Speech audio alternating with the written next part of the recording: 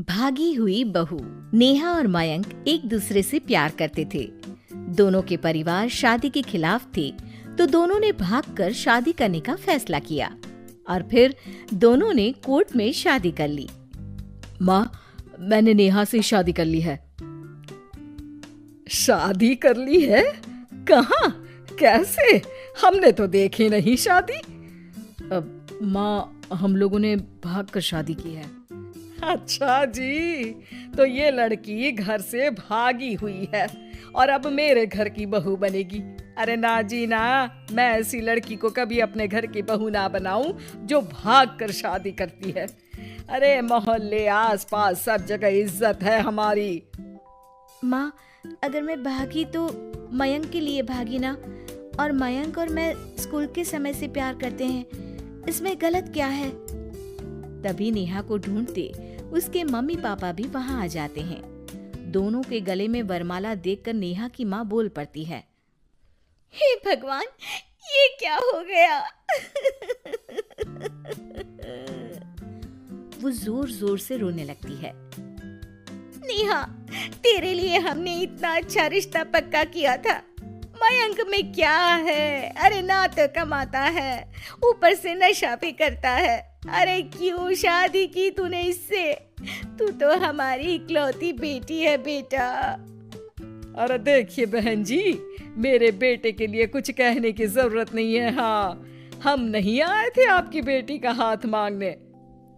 अरे कुछ नहीं करता तो कोई भूखे नहीं मार देंगे आपकी बेटी को। देखिए कितना बड़ा घर है हमारा, और भगवान की दुआ से दूध दही की नदियां बहती हैं।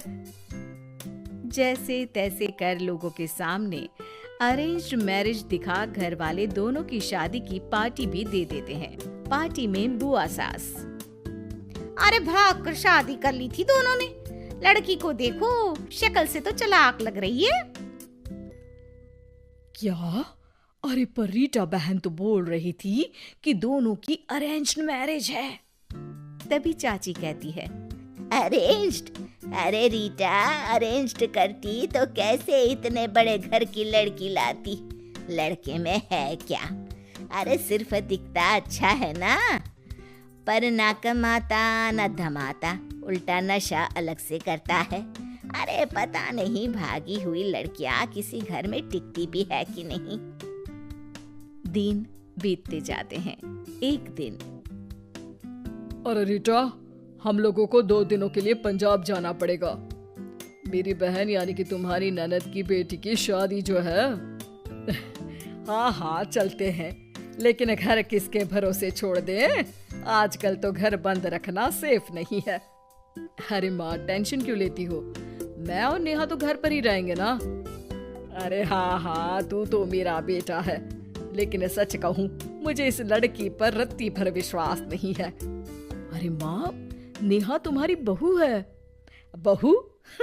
अरे जो लड़की भाग कर शादी कर सकती है, वो घर पर चोरी भी तो कर सकती है। मयंक को माँ की बात का बड़ा बुरा लगता है। वो नेहा की तरफ देखता है जिसकी आंख में आंसू भरे होते हैं। माँ जी, आप अपनी अलमारी में ताला लगा लो। हाँ हाँ, तो वो तो लगा ही दूंगी, लेकिन कहीं तू घर का बाकी का सामान भी। अरे भाई, भागी हुई लड़की का क्या भरोसा। धीरे धीरे दिन बीतते हैं। एक दिन नेहा घर के बाहर गार्डन में पेड़ों को पानी दे रही थी। तभी पड़ोस की बहू, अरे नेहा, कैसी हो? बहुत सुना है तुम्हारे बारे में, लेकिन तुम तो दिखती ही नहीं हो। हाँ, वो बस घर का काम करने में समय ही नहीं मिलता। अच्छा अच्छा, शाम को ना मेरे घर आना, बैठकर गप्पे लड़ाएंगे हम। जी जरूर। तभी उस पड़ोसन की सास आ जाती है। अरे बहू, ये किससे बात कर रही है? अरे माँ जी, ये ना शर्मा आंटी की बहू नेहा है, जो मयंक भैया की बीवी है। हाँ हाँ, बस सबको पता है ये कौन है और कैसी है। इससे ज्यादा मेल जोल रखने की कोई जरूरत नहीं है। पता है, भागी हुई लड़की है ये, शादी से पहले भागी थी ये। तभी वहां मयंक आ जाता है। क्या हुआ आंटी जी? अब अरे नहीं नहीं, कुछ नहीं। मयंक बेटा, कैसे हो? बड़े हैंडसम लग रहे हो। इस टाइम पर भी घर पर? अरे हाँ हाँ, अच्छा मैं भूल गई थी, तुम वैसे कोई काम धाम करते ही नहीं हो ना। अच्छा ठीक है, चलो फिर मिलते हैं। मयंक नेहा के सामने अपनी और उसकी बेइज्जती सुनकर परेशान हो जाता है। कोई बात नहीं, रहने दीजिए, आप परेशान मत हो, सब ठीक हो जाएगा। एक दिन नेहा की माँ उसके घर आती है। अरे आइए आइए, कैसे आना हुआ? नेहा को लेने आई है क्या? अरे नहीं नहीं बहन जी, अब तो नेहा मयंक की बीवी है, मैं तो उसे करवा चौथ देने आई थी। माँ ने सास और नेहा को सोने का सेट दिया, खाने पीने के ढेर सारे सामान देकर कहती है, बहन जी, मैंने ये सब अपनी बेटी की किसी कामकाजी अच्छे पढ़े लिखे परिवार के लड़के से शादी करने के लिए रखा था, लेकिन नेहा को मयंक पसंद था तो उसकी शादी अच्छे से नहीं कर पाई। अरे बस बस, हम लोगों को सुनाने की जरूरत नहीं है, मेरे मयंक ने भी अच्छी पढ़ाई लिखाई की है।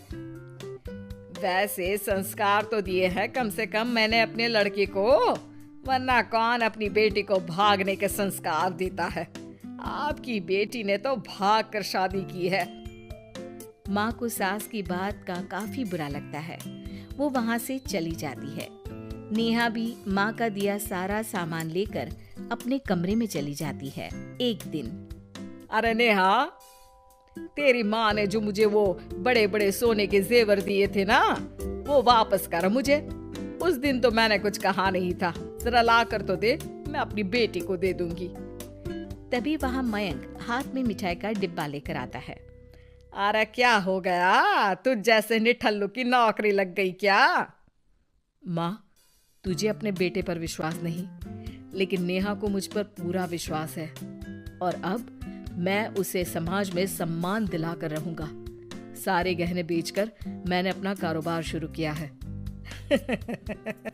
अरे वाह वाह वाह वाह, भागी हुई लड़की का भी कोई सम्मान करता है क्या? देखा, बेच दिया ना गहना।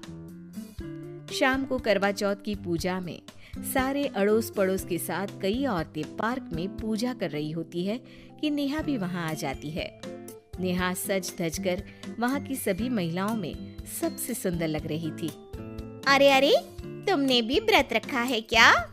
किसके लिए? जिसके साथ भाग कर आई हो उसके लिए। तभी वहां मयंक आ जाता है। हाँ, जिसके साथ भागी है उसके लिए। आप लोगों को शर्म आनी चाहिए, एक औरत होकर एक औरत के साथ ऐसी बातें कर रही हैं। अगर नेहा भागी तो मैं भी तो भागा था, फिर अकेली नेहा क्यों जिम्मेदार हो? वो कम से कम आप लोगों से तो लाख गुना अच्छी है। आप लोगों ने एक अच्छे पैसे कमाने वाले इंसान से शादी की, लेकिन मेरी बीवी ने मुझ जैसे लड़के पर विश्वास कर ना सिर्फ मुझसे शादी की, पर मुझे ठीक राह पर भी लेकर आई। तो हाँ, जितनी नेहा जिम्मेदार है भागी हुई कहलाने को, तो मैं भी भागा हुआ ही हूँ, लड़का हूँ। तो इसका मतलब ये नहीं कि मैं जो करूँ वो ठीक हो। सभी को मयंक की बात समझ में आ जाती है। वो नेहा को गले लगाकर साथ में पूजा करने लगते हैं।